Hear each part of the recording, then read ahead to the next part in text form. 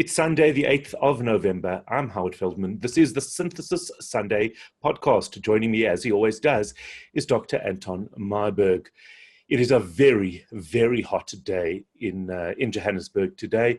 Is this good for the virus? Is this bad for the virus? In the beginning, when this whole pandemic has started to become all the rage, we couldn't quite figure out if summer was better than winter. Dr. Meyberg, good morning. How are you? What's your thoughts on that?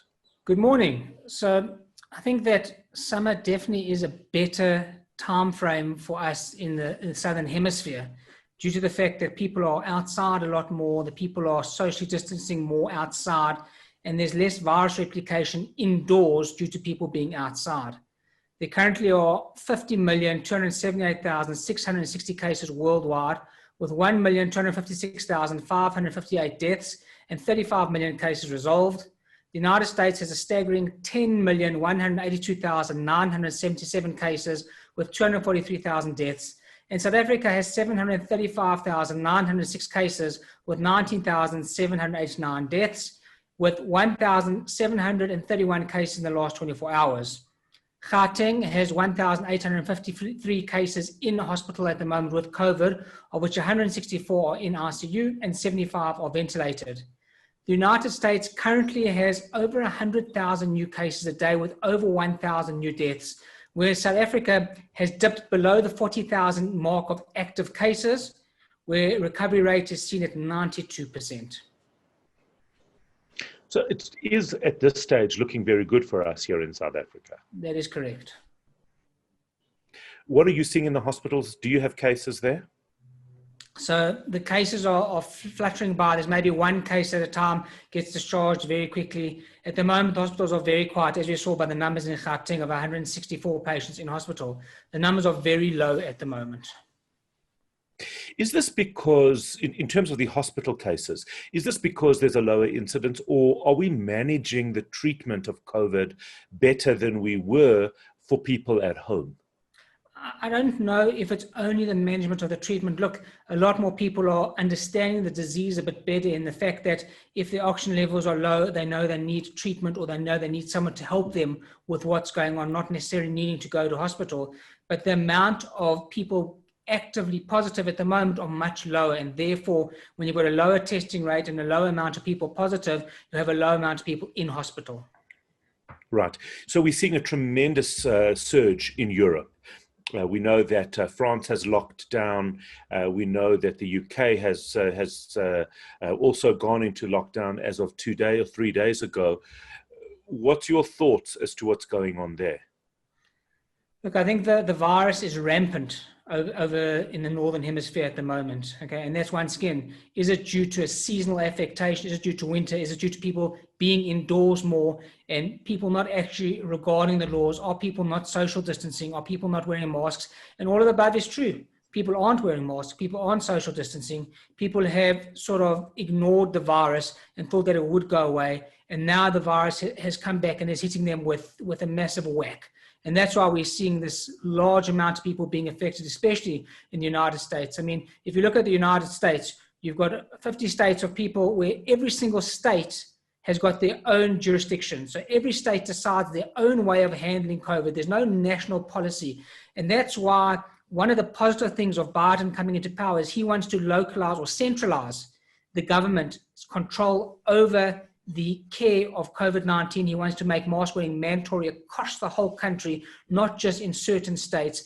And in that way, he wants to make it one of his number one priorities in his election year. Mm-hmm. So it'll be interesting to see exactly what happens there without going into the politics of it. And I know that the minute we mention this, that does spark it. I want to try and keep away from that if possible.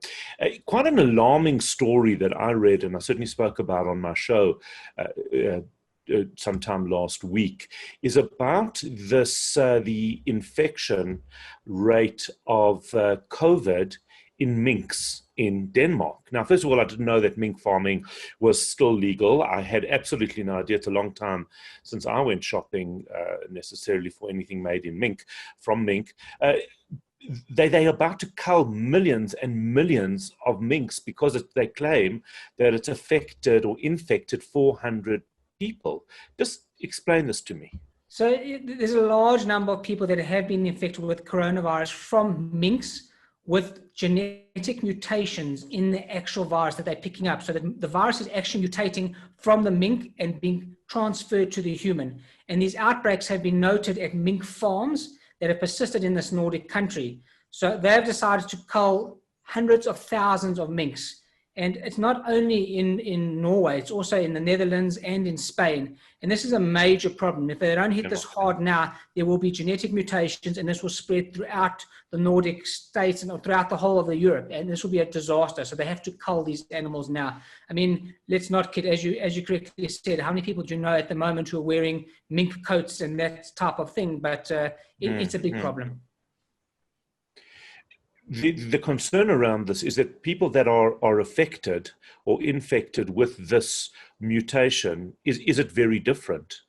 Well, it's a different mutation. And what does that mean practically? It's a different mutation. In other words, it's a different virus strain. And that could be problematic because when you look all over the world, the virus itself, unless it's a reinfection of someone who's traveled overseas and comes back to a different country, it's generally in the country you live in, it's a one-sided strain that's maintained, and your country and your people are able to maintain that virus. Once it's a different mutation, it causes different affectation, different stress to the body, a different type of catalyst that can cause a different type of reaction and cause dramatic changes in the actual virus shedding in the country. And I would imagine that also impacts on vaccine trials. 100%, because the vaccines or the success of a vaccine. Yeah, the vaccines are made according to the strain in that country, and that's hopefully, it's the same as the influenza vaccines. Those strains are picked up in the northern hemisphere, and then it's sort of sent down to the southern hemisphere according to what strains they pick up. But if those mutations change, then those vaccines aren't going to be active against the mutated virus. Isn't this heading more in the direction of COVID-19 becoming like a seasonal flu, maybe more serious and more infectious, but that it seems to change, and we're going to have to look at a new vaccine for it every year like we do the flu vaccine? You know, I think that might be correct. As I said, we still have a lot to learn about the virus and about vaccines. And if it is seasonal, which it does look like that, as I say, the Northern Hemisphere, because they're in their winter months, are having a high affectation with the United Kingdom closing down, with France closing down, it definitely looks like it's a seasonal affectation. It gets much worse there. That being said, we're still getting over 1,700 cases a day in South Africa, despite it not being winter months here. But it's definitely a higher pre-selection for the winter months and the countries where it's colder. And it will affect your vaccines and your trials. Let's just spend a moment talking about that. A number of people have asked if it's a good idea to become part of the vaccine trial. What's your thoughts on that? So I think we've got to just take it a step back and say that there's a number of big vaccine trials going on at the moment with Pfizer, with Moderna, with AstraZeneca in collaboration with Oxford, with Johnson & Johnson. And these companies basically test their vaccines against a placebo. In other words, they give a typical saline solution in the healthy volunteers to see if the rate of COVID-19 infection is significantly higher than those that actually got the vaccine against the virus. So what they're doing is they're taking healthy people. So if you're a healthy individual below the age of 65 with no comorbidities, it is safe for you to go onto the vaccine trial. These vaccines are very important because in order for them to be considered safe and efficacious, they have to demonstrate a 50% efficiency, meaning that at least twice as many infections have to be picked up in the placebo group than those who actually got the ethical vaccine. So I do think it is safe, and I do think it's being done in healthy individuals. As I said, if you've got comorbidities, it's a no-brainer. Don't go there. Right. Now, the problem, of course, is that you shouldn't be fooled into thinking that you've had the vaccine if you're part of the trial, because you 100%. Don't know if you've received the placebo or not. And neither do the researchers know. They don't know who's getting the placebo, and they don't know who's getting the ethical vaccine at that stage. Interesting. A lot of people also asking questions around December. And I just want to spend a moment on that.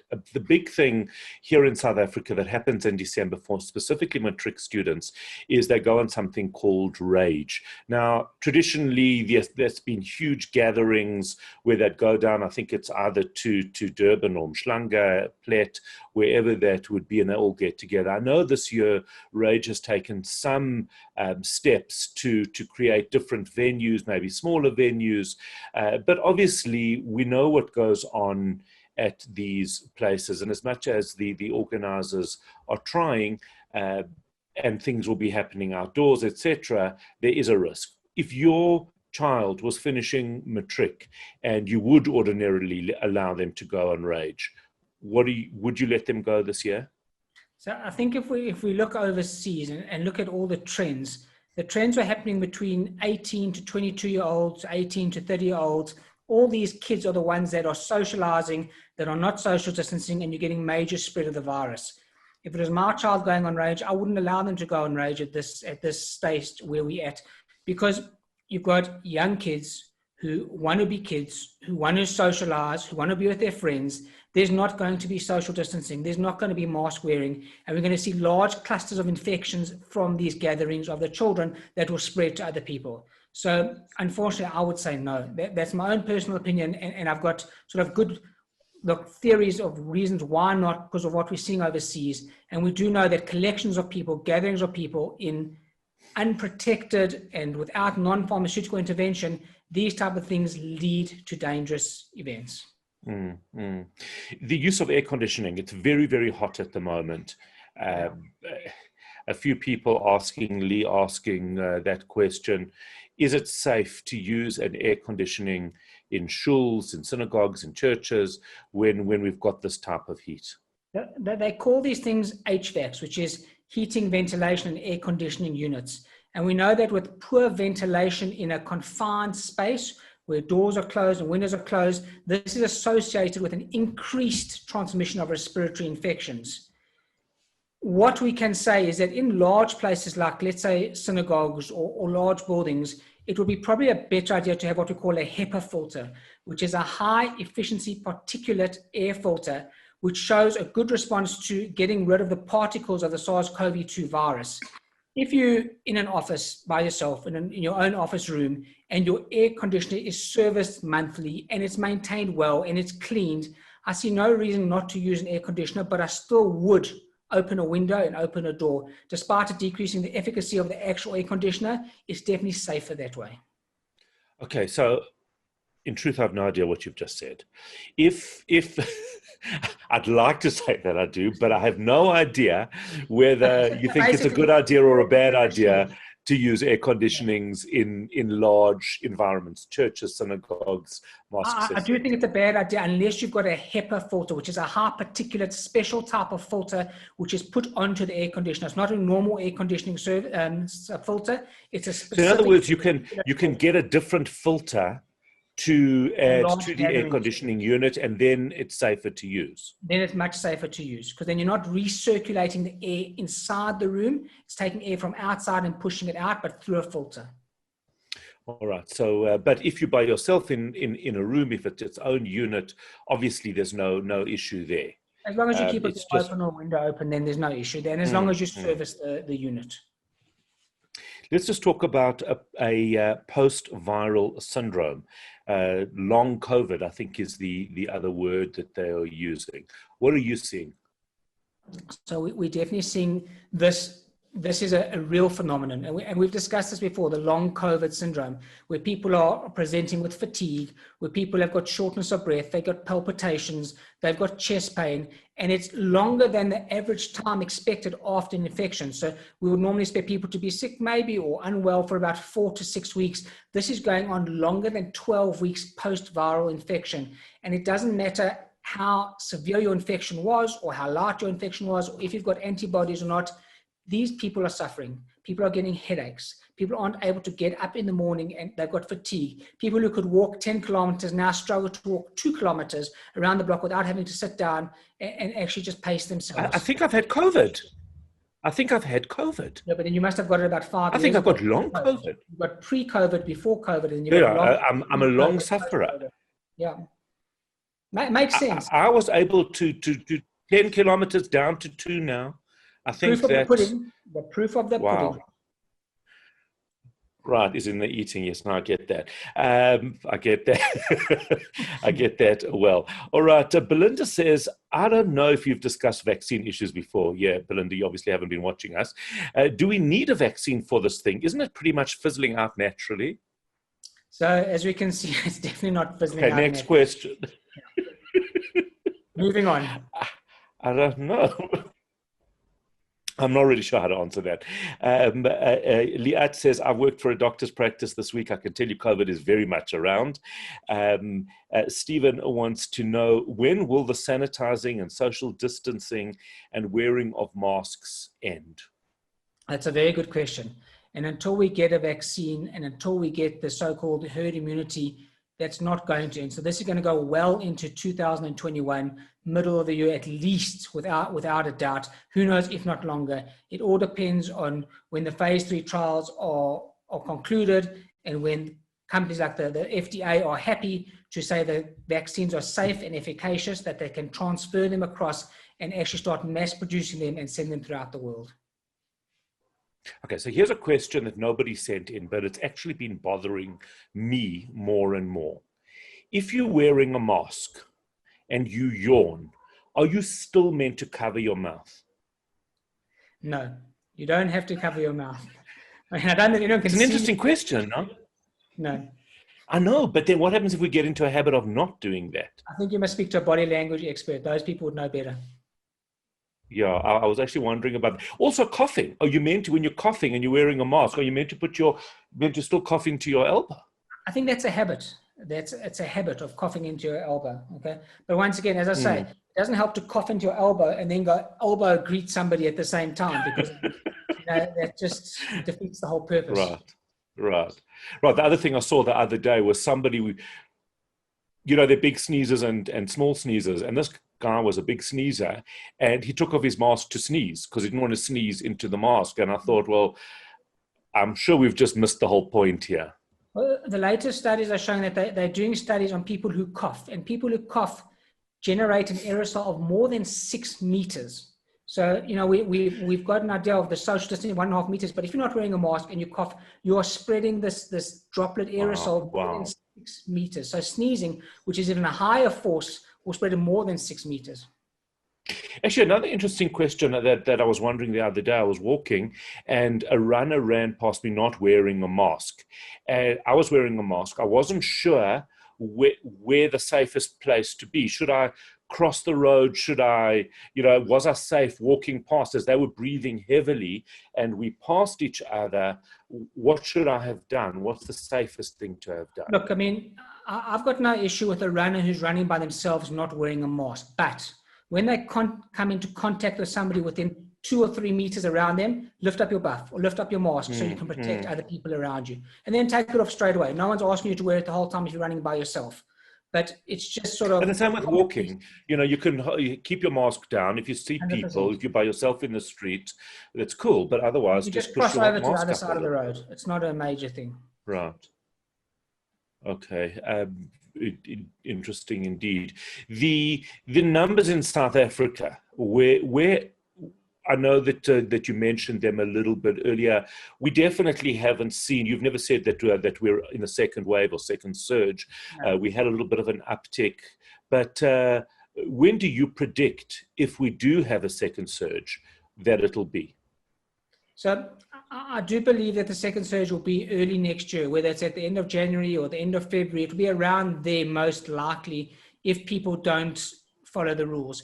Going on holiday, going on these communal events, going with large numbers of people and not wearing masks and not doing social distancing, as well as the fact that you're getting people coming from overseas who are going to be spreading different types of viruses, which is a high possibility, then we should expect a second surge, especially going into March, after March, when it starts getting cold again, when people start congregating together. That's a higher probability for a second surge to happen. So we don't believe a second surge is going to happen now in the next month or two. And please God not, because we all need a holiday so badly. So we've really got to maintain it and just, watch ourselves and watch everybody Yeah. around us. Well, what we're going to do here is cancel the podcast if that starts happening, so that we don't even talk about it. We pretend it doesn't exist until we've all gone on holiday and come back. Then we're ready to face 2021. I think that's the healthiest, the healthiest attitude. Just put a mask over the podcast. Exactly. A point that you made last week, and a number of people questioned it after we spoke, is that the quarantine period for travelers from certain countries, depending on how that country is allocated. Some countries you need to quarantine, some countries you don't. I think every country you pretty much need a negative COVID a certificate or test. What's your feeling around that? I know we've got family coming in December. They're only here for 2 weeks. There's no chance that they're going to be able to quarantine in order just to go back. They will have a COVID test, well, presumably negative, before they get here. But what's your thought around that? So, I mean, this changes on a daily basis. We're having different ideas and different thoughts about it, and all the academics get together and they make different decisions. Initially, we said they should quarantine for 14 days, albeit the law is that you don't have to quarantine in South Africa if you come with a negative test. I think after discussing with a number of people, what's safest, and the safest thing to probably do, is quarantine for 5 days and then have a test. If the test is negative, go out and do what you need to do. That's the safest way, because then at least we can say you've come with a negative test. If you were somehow exposed in the airport or on the airplane, you've now had 5 days and you've had a negative test after that, the chances are extremely unlikely. I know that people like Prof. Mahdi and Mark Mendelson, they all want to scrap this whole thing, and they say that international travel should be allowed. There should be no problems with it. We'll see, time will tell, but I think that's probably the easiest way to do it, is cutting it down to a 5-day period with a negative test. It depends what sort of environment you're in. If you're in a school environment or if you're in a business environment, but if you really have a large amount of people to protect, you can say if people don't want to do the test after 5 days, then they should quarantine for 14 days. But this is an easy way to do it. It's easy, sort of get out of jail free. 5 days, negative test, and you're out of your quarantine after traveling internationally. Is testing easily available everywhere in the country? Testing is easily available right now. There's no massive influx of people having tests. There's no need like there was in July and August of people sick all the time. So testing is easily available. And that's why we're saying that now this is what we would recommend. In a month's time, 2 months' time, we'll change. Who knows? But I mean, this is an evolving virus. This is evolving data. Things change on a daily basis, and we just got to keep up to date with it. In fact, I've also noticed, and I think I mentioned last week, that Israel has cut their quarantine down from 14 days to 12 days. So this changes all the time. The other thing that's bothering me tremendously is as a self-confessed hypochondriac, and it's been a lifelong journey of into hypochondria. If I haven't had a single COVID test in the 8 or 9 months of this pandemic, will I lose my status as a hypochondriac, do you think? So I think that's a very tough one, because I mean, people will start talking about you and people will start making jokes about you. So I think you've got to really consider where you stand on this. The other question, Peter wants to know, Cyril Ramaphosa is allegedly, potentially, possibly, maybe going to be speaking, definitely, if he confirms, speaking to the nation later this week. Obviously, you can't know what he's going to say because he probably has no idea what he's going to say. But if you were the president and you were standing up to address South Africa, what would you say? And that's not a tough one at all. No. Look, I would probably say that we are happy with the way things are going in South Africa. People need to still maintain their non-pharmaceutical interventions. We need to make sure people wear their masks. They need to have hand hygiene. They need to have social distancing. But if I was by some weird way elected as president, I would say that it is my job to make sure that there's enough PPE for the country, there's enough diagnostic kits for the country, and there's enough medication for the country. I mean, I would hope that he would say that he's going to set up an infrastructure to develop vaccines in South Africa. Now, I'm not saying that's phase 1, phase 2. I'm saying that's already developed vaccines that he will bring into the country and start developing them locally so that we've got enough of a supply in the country to supply the whole country. Because we know that when the vaccines are formed, South Africa is one of the poorer countries who will go lower down the list for actually getting the vaccines. I would hope he would say that we continue on level 1 lockdown and not go up. I think it would be a grave mistake to go up on lockdown from an economic point of view. And I just hope that we can prevent a second surge. And you would hope that he would say, with great power, as my favorite saying goes, with great power comes great responsibility. And the responsibility lies upon us to make sure that we don't spread the virus further. Absolutely. Before we ask you your good news, I have heard some discussions around weddings, bar mitzvahs, functions happening. I know some of them have been very responsible in terms of how they've been managed, others less so. I know that we don't want to give, I mean, we are lecturing and we are giving people advice. We don't want to make people feel poorly about themselves or around their function. But what is your advice to people? Because these things can be very problematic. Look, we do know the laws have changed. You're allowed to have many more people indoors and indoor functions, but that in itself is its own problem. So if you are going to be doing it, do it responsibly. Make sure you put masks on everybody's table. Give them masks, let them wear their masks, socially distance the people between the meals, You've got to protect people. You've got to have ventilation in these halls. You've got to have a way to protect people. And especially when it comes to the dancing at these ceremonies, you've got to make sure people social distance as much as possible, because otherwise we're going to get a massive spread. We know that the major spreads were in community gatherings and social gatherings. And you've got to be very careful. You have a responsibility. If you're having a function, you have a responsibility to protect every single person at that function as if they were your own, so that they don't spread anything further. And of course, also keep your vitamin regime up, vitamin C, zinc, and I think that goes to our good news slot. Today is actually National Cappuccino Day, so really you should go and enjoy and get a hot frothy cup of Java. It's almost the end of the year. Our matrics are out in the exams. Our kids are back at school. We're getting ready to go on holiday. We need to maintain this and make sure the numbers stay down.